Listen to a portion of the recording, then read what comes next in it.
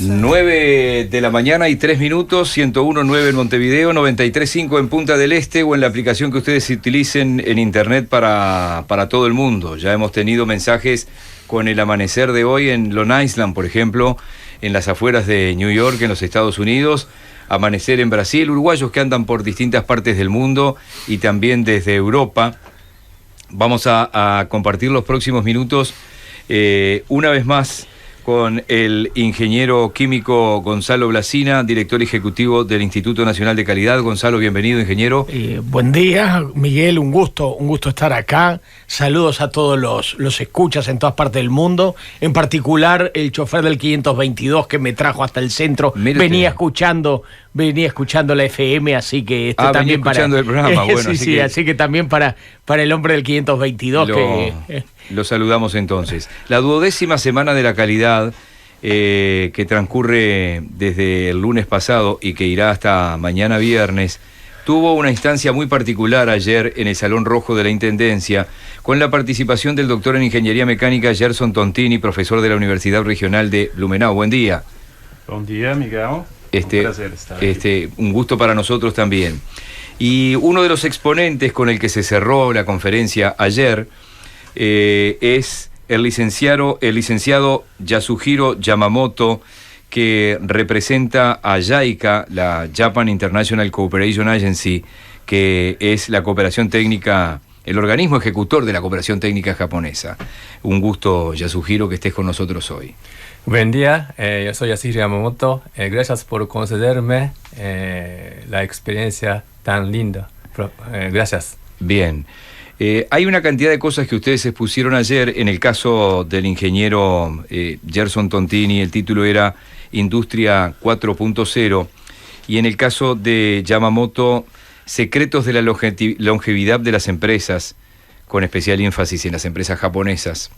Y cómo es el 5S para nosotros los japoneses, diría nuestro operador Enrique Ojeda, inaplicable para la cabecita uruguaya. Él ha tratado hace tiempo en las empresas en las que trabaja de ir avanzando con eso, y bueno, logra algunas cosas, otras no las logra. Pero quiero arrancar con el ingeniero Tontini, que concretamente ejerce en la Universidad Regional de Blumenau. Sí, Universidad Regional de Blumenau en Santa Catarina, Brasil. Bien. Con respecto a la exposición de ayer y a esta revolución, o mejor dicho, Industria 4.0, que vendría a ser la cuarta revolución industrial, ¿no? Poderíamos dizer até de maneira assim que temos 4 revoluções industriais, né? A primeira quando fizemos as primeiras máquinas a vapor, a segunda quando começamos a fazer produção em série com tipo Ford fazendo seus carros, né? Ahí está, ya que estamos hablando primero del siglo XVIII y XIX, después comienzos del siglo XX. Sim. Aí está. Depois temos a terceira revolução industrial, que foi em torno dos início dos anos 60, quando começamos com a parte de automação, eletrônica, e a quarta revolução industrial, que agora onde estamos, eu até poderia dizer que nós temos 2 grandes revoluções industriais. A primeira quando começamos a saímos da agricultura e fazemos a produção em massa, e esta agora que realmente está fazendo uma revolução no mundo inteiro. Todas las revoluciones generaron miedo. Sí, es decir, con certeza. Sobre todo por lo nuevo y eventualmente por la falta de trabajo, y cada vez más por la automatización. Esto es así. Sim, no início, claro, né, tínhamos, se bem que tínhamos uma população bem menor, então nós começamos a ter um crescimento populacional no mundo, até graças à primeira e à segunda revolução industrial, onde conseguimos então ter os bens disponíveis, né? Então esse medo realmente tem como sendo tudo que é incerto na vida das pessoas, a gente fica com receio sobre o que poderá vir a ocorrer posteriormente, né? Mas sim, tínhamos essa apreensão, né?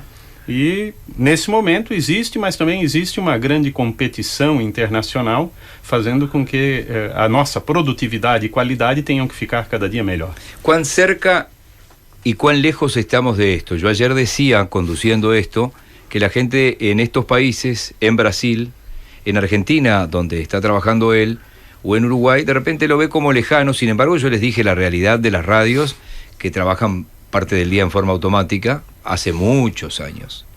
Él ponía el ejemplo, no, en tu caso, los cajeros el self-service, las cajas que uno mismo pasa los productos sin intervención de nadie. Uno se pesa ya en los supermercados de Uruguay, la balanza ya no hay un funcionario en casi ningún supermercado grande, ¿no? Sim, isto está natural. Na verdade, as revoluções, de uma maneira geral, elas não são como nós pensamos que são, elas são gradativas, ou seja, nós temos uma mudança constante, né? E elas vêm de maneira... Vai chegando em forma gradual. Gradual em todo o sistema. Então, como você falou, caixas eletrônicos é um exemplo. A internet, na verdade, né? Hoje estamos cajeros electrónicos o trabajar con los bancos, hacer transferencias desde la casa o desde el celular. Quem está sofrendo, por exemplo, de uma maneira bastante... com uma mudança de todo o paradigma, né? São as lojas de... Las lojas son las tiendas. Yo supongo que casi... As tendas, sim, que estamos hoje fazendo pela internet muitas das coisas, comprando simplesmente pela internet. Sí. Né? E então, com certeza, isto está a cada dia mudando e nos alterando a vida. Bien, y antes de pasar a incorporar a nuestro invitado que llega desde Japón, nos quedamos con Gonzalo y todos los presentes allí con un concepto final, que vivimos en un mundo donde sabemos de todo un poco, pero significa saber tan poco de ese todo que terminamos no sabiendo nada. Me gustaría que lo plantee públicamente. Sim. O que eu diria é o seguinte: quando a gente nasceu lá nos anos 60, né, a gente aprendeu nas escolas que tínhamos que saber mais, ser mais especializados e saber mais sobre menos, né? Eu diria que podemos chegar ao limite de saber absolutamente, né, tudo sobre nada, porque estávamos tão específicos. Nos dias de hoje, com as redes sociais, com a internet, os jovens estão querendo saber um pouco de tudo, e a sua conduta é de saber um pouco de tudo, só que, na verdade, não se aprofundam de maneira... Não se profundizam nada. Exatamente, até saber, vamos chegar ao limite de saber nada sobre tudo, né? Eu diria que o melhor conceito hoje é a nossa obrigação. Sabermos bem alguma coisa, que seria nosso futuro profissional, né? Mas estarmos a par de tudo que está acontecendo em volta, né? E toda a evolução que está ocorrendo. Então, nesse caso, teríamos que estar no meio termo entre ser um especialista ou ser um absolutamente generalista. Ahí está. Vamos a incorporar a Yasuhiro Yamamoto. Quiero llevarlo. Generó ayer tanto afecto en la gente que me sale tutearlo, pero lo voy a tratar de usted. ¿Hay usted y tú en el idioma japonés? Es decir, en el diálogo con las personas, ¿existe el tú y el usted? Tú también, sí. ¿Hay tú también? Sí. Hay tuteo y hay... Vamos a tutear. Pero digo, en Japón, en el idioma japonés, ¿existe eso? Sí, como informal o formal también. Eso mismo, ahí está. Eso existe. Mismo. Sí. Eso existe. Quiero arrancar cuando te paraste ayer en el año 1945, fin de la Segunda Guerra Mundial. Sí. Bombardeo sobre Tokio y gran parte de Japón, las 2 bombas atómicas. Exactamente. Y un país que el imperio había tomado una decisión de militarmente apostar todo a la guerra. Sí. Y Japón en 1945 era un país no pobre, era muy pobre. Muy pobre. Arranquemos de ahí. Sí, muy pobre. Pero en esa época, la industria japonesa como una distinto de hoy en día, con industria de tela o algunas como hilo. Era muy manufacturera, todo a mano prácticamente. Más artesanal. Exactamente. Sí, y como una bajo de ocupación de Estados Unidos, como un problema es como calidad, muy baja calidad. Entonces, como nosotros, como tenemos un profesor, se llama Deming, y Deming nos había enseñado muchas cosas como metodología de aumentar la calidad. ¿Sí? Entonces, como un ciclo de Deming o PDCE muy famoso, metodología y otros como evaluación de la calidad también. ¿Sí? Entonces, paso a paso, poco a poco, aumenta la calidad de los productos japoneses. Pero aquella década del 40 y la década del 50, tú mostrabas ayer una gráfica, si uno toma en cuenta el Producto Interno Bruto, el PIB de hoy, y el de 1945, podemos decir que en 45 era PBI cero. Cero, casi cero. Sí. No se producía nada. Nada. Y con poca producción de alimentos y con hambre. No, nada, porque como cayeron todos plantas, fábricas y una siderurgia, como todo, nada. Entonces, como todo había quemado. Entonces, como desde cero, como de alimentación, de muy pobre, entonces con falta de alimentación, nosotros, Estados Unidos nos ayudaron, Estados Unidos y otros países de europeas, como nosotros ayudaron alimentación, como trigos o algunos, como sí, entonces como desde cero, pero década de 50 como más paso a paso, va a aumentar la calidad y algunas como personas, dueñas de empresas, como acudieron a Estados Unidos y como había visto la metodología del supermercado o algunas como Ford o General Motors también. También se instalaron. Sí. ¿En dónde se ubica el comienzo del salto japonés? ¿En los 60s o en los 70s? Creo que 70 es más un gran salto, porque acumular muchos como modificación chicos, acumular se convirtieron en gran salto, como entonces como difusión de la metodología japonesa, se conocieron en todo el mundo como 5S, algunos como Kaizen mejora continua y otros como metodología japonesa, como se conocieron en la década de 70 y algunos como libros se publicaron, produjeron como teoría Z de ¿cómo se dice? Ouchi o algunos como Japan's Number One no me acuerdo. No, pero está bien. Sí. Ayer en algún momento planteaste en la charla cómo arranca la enseñanza primaria para los niños en Japón. Y yo comenté algo en la radio y quiero que lo cuentes, porque allí hubo un dato en parte del mundo occidental, como se dice por acá. No sé si ustedes hablan del mundo oriental y el mundo occidental. ¿Se habla en Japón así o no? Usualmente como no como es referencia como, nada más. No es todo oriental, solamente Japón. Sí, solamente Japón. Nosotros no calificamos hasta 5 grados de primaria, entonces 10 años. 10 años. O sea que los primero, segundo, tercero y cuarto, el alumno no es calificado. Sí, exactamente. No. No hay calificación. No hay calificaciones. Sí se toma en cuenta que, por ejemplo, yo hablaba hoy de asistencia, sí, de disciplina. Sí, más importante es como trabajar en equipo y como guardar y limpieza y como ordenar y como sí, valores en general, sí, limpieza, orden, disciplina. Sí, disciplina, sí. Ese es como más importante. Entonces no se califica a grado quinto. Hasta quinto no se califica. No se califica, sí. Y después la enseñanza que nosotros llamamos media o secundaria, tiene como nosotros o como Brasil 6 años o más años. ¿Cómo es? 6 años. La enseñanza de secundaria, ¿cómo es? ¿Secundaria? Sí. Enseñanza secundaria es muy severa, muy severo como una. Muy severa. Severa, como nosotros nos esforzamos más como una. ¿Por qué? Entrar a la universidad es muy exigente. Difícil, ¿no? Acá no tanto. Estados Unidos tampoco no, porque entrar es fácil y salir difícil, ¿no? Allá en Japón es entrar muy difícil, salir fácil. Seguro, porque el que entra está calificado para entrar. Exactamente. Sí, acá recibimos noticias de la presión que reciben los adolescentes. Les habrá pasado a ustedes. Acá hay 2 japoneses en el estudio, hay uno que obviamente no está saliendo al aire, pero en tu caso particular, ¿tú eres abogado también, no? Sí, Facultad de Derecho. Facultad de Derecho. Mi especialidad es Relación Internacional, entonces contrato de autoespacio, contrato de Antártica también. Entonces yo había entender como Argentina tiene territorio en En la Antártida, sí.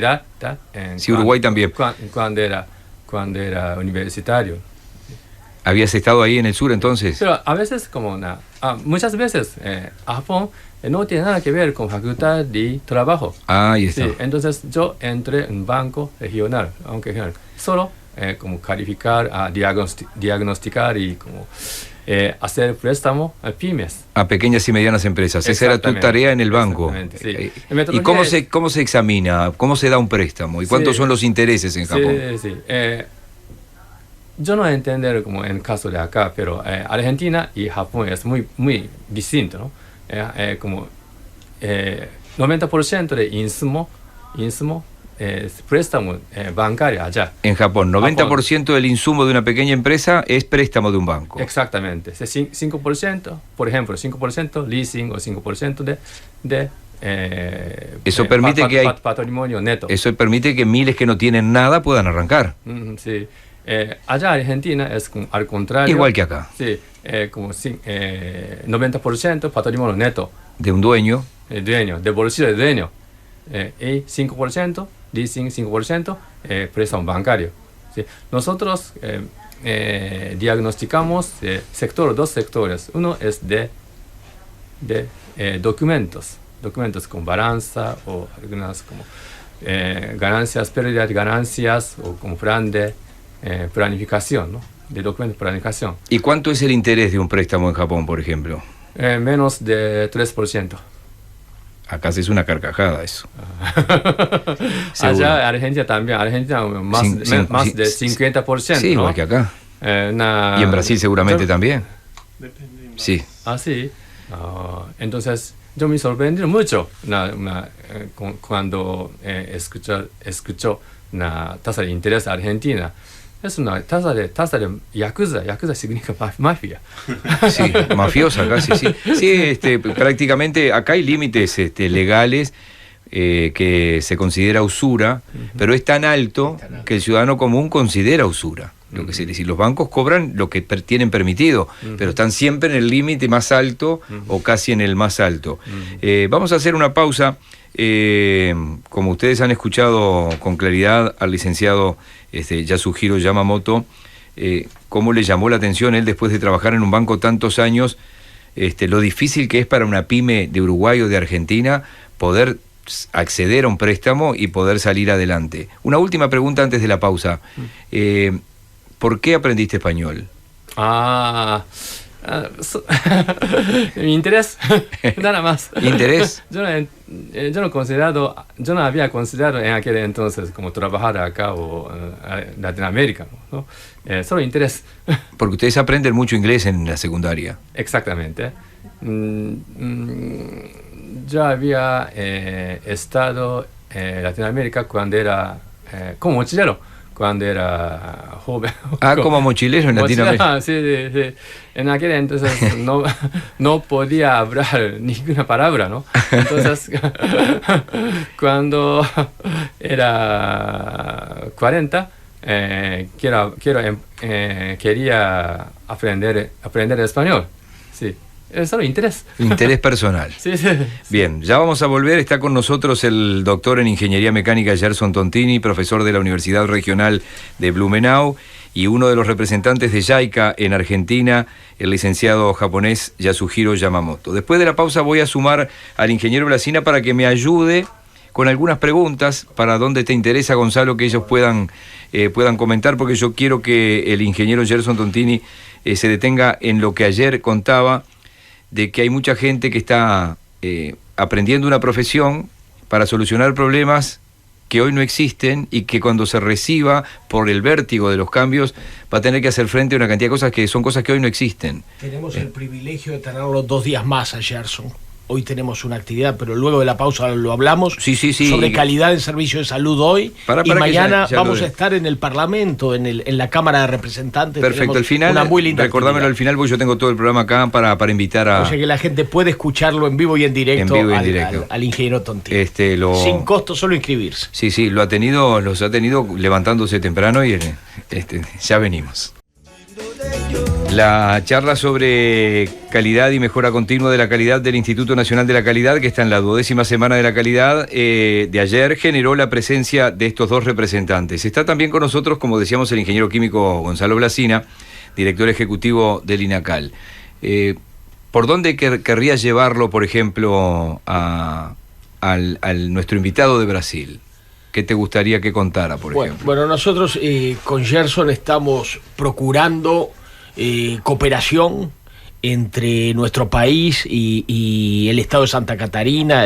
Concretamente, él viene de una ciudad muy progresista, muy industrial, de matriz alemana, que es Blumenau, y digamos, estamos sondeando las posibilidades con Gerson de hacer convenios de cooperación entre INACAL y la universidad donde él es responsable de los posgrados en esta universidad. Y bueno, imagínate, Miguel, que yo lo conocí a Tontini en el año 93 en Japón, y felizmente nos hemos mantenido en contacto gracias a las nuevas tecnologías, gracias a la revolución 4.0, o sea, porque gracias a Skype podemos charlar de cuando se nos antoja, nos encontramos un domingo y podemos charlar.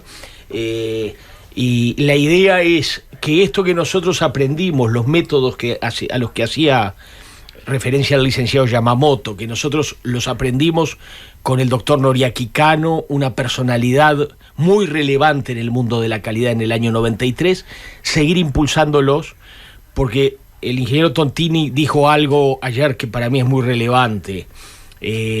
Todos podemos tener un miedo ante los cambios, sí, señor, pero frente a estos cambios, la relación humana y el servicio de buena calidad no lo va a dar un robot. El robot va a hacer tareas automáticas, pero el comprender al otro y el dar un servicio de alta calidad va a demandar muchísimos empleos. Entonces, justamente queremos profundizar estos conceptos, porque esta transformación 4.0 no solo va a destruir empleos, va a generar muchísimos empleos. Y lo decía ayer un gerente de UTE, que fue una organización de tecnología, una división de UTE, una división tecnologías de la información y comunicación de UTE. El ingeniero Regina decía con mucha propiedad que hay que ver todo el potencial de generación de empleos que tiene el Uruguay. Con nuestras capacidades intelectuales tenemos muchas capacidades para generar nuevos empleos acordes a estas transformaciones, y en ese sentido estamos trabajando con el ingeniero Tontini. Adelante, por favor. Sim, o Gonzalo falou muito bem sobre que a revolução que está ocorrendo tecnológica no mundo, né, ela é constante. Estamos a cada dia com uma velocidade muito grande de todas as coisas que estão se transformando. E, claro, automação, inteligência artificial, todos vêm para fazer essas tarefas mais corriqueiras ou mais manuais serem substituídas o homem pela máquina.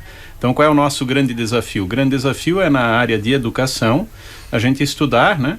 E poder estar indo, como disse muito bem o Gonzalo, por exemplo, para as áreas de serviços e áreas mais avançadas, onde nós vamos precisar usar como ser humano a nossa inteligência, né, a nossa criatividade e outros aspectos muito mais fortes nessa limítrofe, né, para estarmos atuando nessa área, né? Então esse é Brasil es un continente de tamaño, y hasta que surgió Brasilia, que surge con la clara idea de romper el país cáscara que estaba contra la costa atlántica, y adentro prácticamente no había nada, pero uno ve grandes contradicciones y zonas muy, en el caso de Blumenau, Belo Horizonte o algunas ciudades, y hay zonas muy atrás todavía es así, ¿no?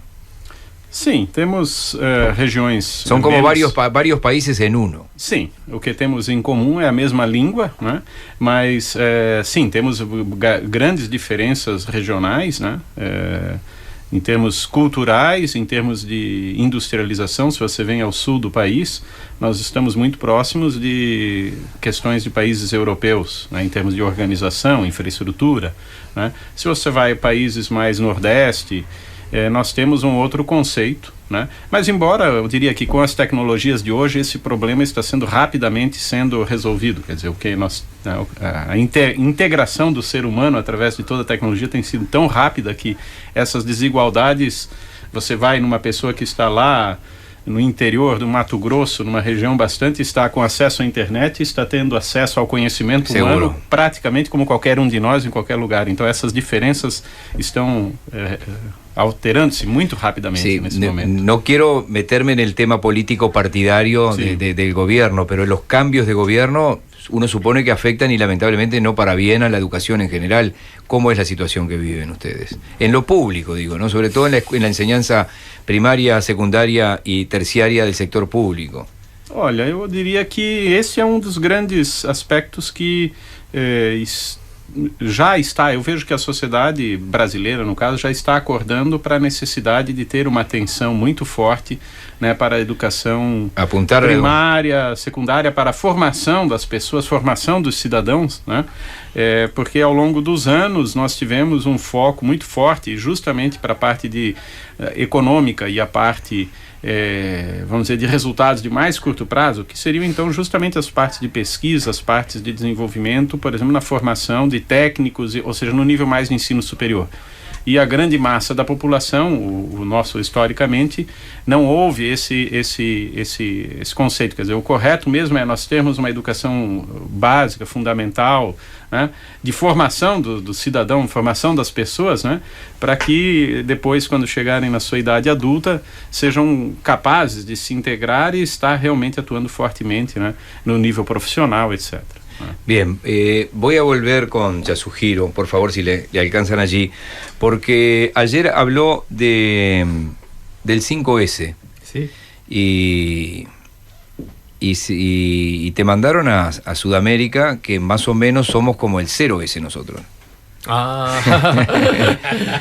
Ahora mi cargo es como difundir metodología japonesa. ¿Qué es el 5S? 5S es 5 siglas japonés. Entonces, como en español, como seleccionar necesario y innecesario. ¿Y necesario y necesario ahí está? Sí. Y ordenar como una metodología de supermercado. Y otros, limpiar y estandarizar la idea. Y otro es, último S, es autodisciplinar. Como 5 puntos básicos de orden en cualquier empresa, en cualquier fábrica o en cualquier pequeña empresa. Todo. ¿En la vida? En la vida, sí, también, sí. Todo como una oficial y personalmente. Todo, sí. En el hogar, en el auto, oficina, también planta. ¿Sí? Ese 5S, sí. Acá un oyente, se contactan por mensaje de texto, se contactan por WhatsApp.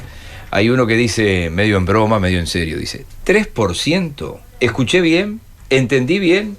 Aquí habría que dar cadena perpetua a políticos y bancarios ya, dice. Al menos mejorar eso. Porque... 3% alguien dice por acá, acá dice, escucho a este señor japonés y cómo viven una cultura milenaria de cooperación y educación. Cuando dice acá cambiar exactamente, dice que acá cuando a alguien le va bien porque trabaja y tiene su esfuerzo, en vez de imitarlo, le dicen andan bien tus cositas, como diciendo que está robando. Eso debe pasar en el interior argentino también, ¿no? Es decir, que en vez de decir qué lindo auto que compró, dice, ¿cómo habrá hecho para comprar ese auto?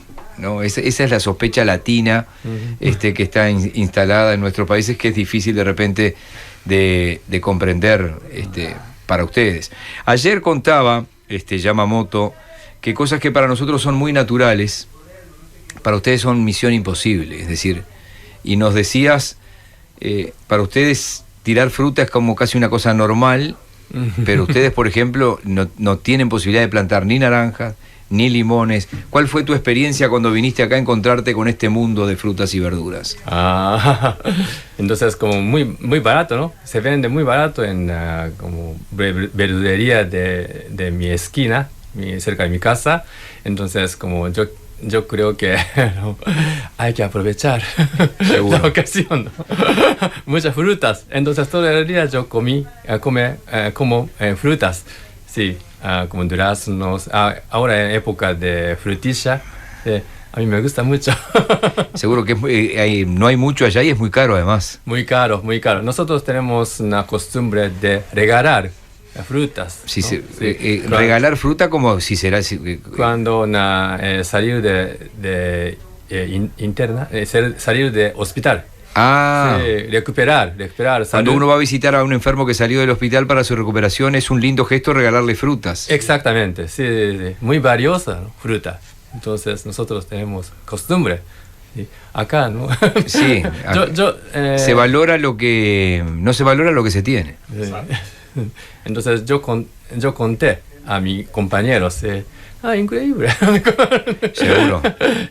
Acá tirar frutas. Seguro. Y la base de la alimentación de ustedes proviene del mar, eso es obvio. Exactamente, sí. Creo que de autóctono, 30% de la comida interior de territorio japonés, otros 70%, más 70% nosotros importamos, ¿sí? Pero los consumidores japoneses son muy exigentes, ¿no? Entonces, como muchos requisitos. Hay mucha exigencia, seguro. Exactamente. Muchos requisitos. Sí, como yo conté ayer, nosotros importamos limón de Tucumán, limón de Argentina, pero el barco sale del puerto de Buenos Aires, ¿no? Va hasta el canal de Panamá. Pero en el interior del contenedor espera. Tiene que ir refrigerado sí. Y es monitoreado internacionalmente, obviamente, para saber si esos contenedores están con la temperatura adecuada. Cambiar la temperatura suba, solo un grado centígrados, como el barco tiene que cambiar la orientación, entonces como sí, porque pasa por el trópico, va pasando por distintas zonas. Distintas, Canadá o California, más o menos como no se enfoque en la calidad. Consumidores japoneses son muy exigentes. Es bien interesante que con un grado de diferencia, o sea, por un grado de diferencia fuera del rango establecido, ya no va a Japón, sino que va a Estados Unidos o a Canadá. Sí, porque ellos esa variación de un grado en la temperatura no la admiten. Son muy exigentes. Sí, es impensable. Parece un grado, no pasa nada, pero el éxito es muy exigente, ¿no? ¿Y la carne vacuna va ganando terreno en la comida de ustedes? Nosotros comenzamos a importar carne vacuna uruguaya y también argentina, poco antes, ¿no? Entonces, pero a mí parece como calidad es muy alta calidad. Porque con solo vaca come pasto, ¿no? Natural, sí. Muy natural. Muy sí, natural. Sí. Y tiene mucha competencia comparando con la carne vacuna de Australia y Estados Unidos. Sí, Brasil mismo también. Sí, ¿no? también, sí. Creo que 70% del precio. Entonces tiene mucha competencia. Con carne vacuna uruguaya. Sí, hay una carne propia de ustedes que no me acuerdo el nombre ahora, que tiene mucha se llama Wagyu. Ahí está, Wagyu. que tiene grasa, mucha marmolada. En el interior, marmolada, ahí está. Marmolada. Pero el precio es muy complicado, como 10 veces. ¿El precio? Sí, precio, 10 veces. ¿De memoria te acuerdas algún precio, por ejemplo, cuánto vale un kilo de carne, si lo tuvieras que decir en dólares en Japón, por ejemplo? ¿Cuánto vale un kilo de naranjas, por ejemplo, de memoria? ¿No se acuerdan? No. Sí, no, creo que 10 veces comparando con acá. 10 veces. 10 veces. 10 veces, todo 10 veces. Todo 10 veces. 10 veces, todo 10 veces, sí. Además es interesante, Miguel, ver cómo se vende la carne, que no es en las proporciones que se vende en una carnicería en Blumenau o en Montevideo, sino que se vende como acá se puede vender un fiambre muy caro. Un jamón ibérico. Un jamón crudo, exacto. Lo tienen muy cuidado y a unos costos, como él dice, 10 veces mayores. Entonces se venden fetas, se fetea, es mucho más. Y es el 5S se aplica ahí también. Todos los comercios son sumamente limpios, ordenados, y la fruta o la carne está como una mercadería de lujo exhibida. Es raro, o sea, para nosotros acostumbrados a nuestras carnicerías de la vieja época cuando íbamos, sí, acá, cuando era contrabando introducir carne en Montevideo. Sí. Acá la higiene ha mejorado notoriamente. Cuando nosotros éramos niños, la carne vacuna estaba arriba de una mesa de mármol, se envolvía en diario. En papel de diario. Nosotros compramos como... Se envolvió en papel de diario, ¿cómo no? Como filete, como cada filete. Acá como compran ustedes como bloque, ¿no? Sí, un pedazo de 2 kilos. Sí. Nosotros filete finito. Nosotros compramos muy chiquito. ¿Por qué? El precio es problemático. Sí, es así. Les quiero agradecer especialmente. Ha estado con nosotros Yasuhiro Yamamoto y también el ingeniero mecánico Gerson Tontini, que han participado en estas jornadas de INACAL. Vamos a decir, antes de despedirlos, que este jueves, como decía el ingeniero Blasina, la actividad se llama Calidad como Derecho de la Ciudadanía. Ya empezó, o sea que has tenido... Calidad, esa es mañana. Perdón. Mañana viernes en la de Cámara hoy de Representantes. La calidad en la relación médico-paciente. Esta es la de hoy y va desde las 2 de la tarde a las 5 de la tarde. Exacto, 14 en COSEMI todavía habría posibilidad de inscribirse. Ahí está, en Salvador Ferrer Serra, ahí 2244, ahí muy cerca de Tres Cruces. Exacto, todo aquel que se interese en la calidad de servicio de salud. El Uruguay está trabajando mucho en estos temas, el gremio de los médicos, las licenciadas en enfermería, la odontología, todos los gremios que están en servicios de salud están progresando mucho los niveles de calidad, y también los ciudadanos tienen derecho a reclamar cada vez mayor nivel de calidad de acuerdo a las nuevas tecnologías, y de eso se va a hablar mucho mañana también con organizaciones de defensa del consumidor y con gente que ha estudiado muy a fondo la legislación que protege a los consumidores, para que cada vez el Uruguay dé servicios de más alta calidad. 2 preguntas, correle por favor 2 preguntas finales, a ver, de memoria. La escuela primaria, secundaria y las universidades, ¿hay escuelas privadas o mayoritariamente en Japón es todo público? Público y privado. Privado, sí. Pero mayoritariamente, ¿que es público o privado? Mayoritariamente público, secundaria, primaria. Y las universidades también, sí. Y en el caso de la salud, la atención de salud, ¿es mayoritariamente pública o hay mezcla de las dos cosas? Nosotros tenemos una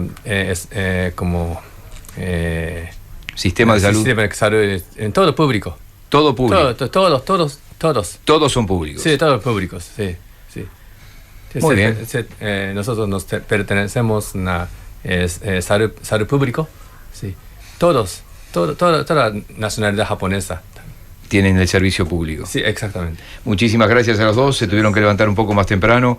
Espero que hayan pasado un buen momento, un buen rato acá. Muchísimas gracias. Gracias, ingeniero Blasina. Un gran gusto, Miguel. Que es el que ha propiciado la posibilidad de buena jornada para toda la audiencia. Poder Ciudadano Radio. Periodismo responsable y riguroso.